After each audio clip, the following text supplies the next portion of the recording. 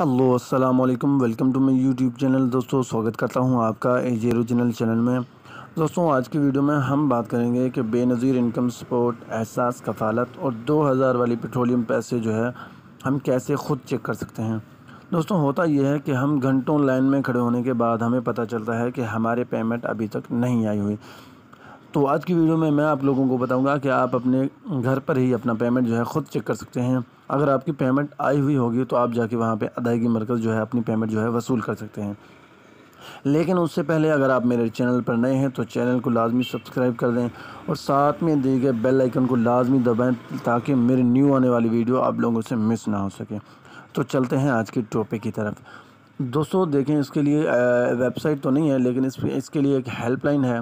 HBL हबीब bank का जो है हेल्पलाइन है, उस पर आपने कॉल करना है। हेल्पलाइन नंबर आप नोट कर लें, उस पर आपने यहाँ पे कॉल करना है।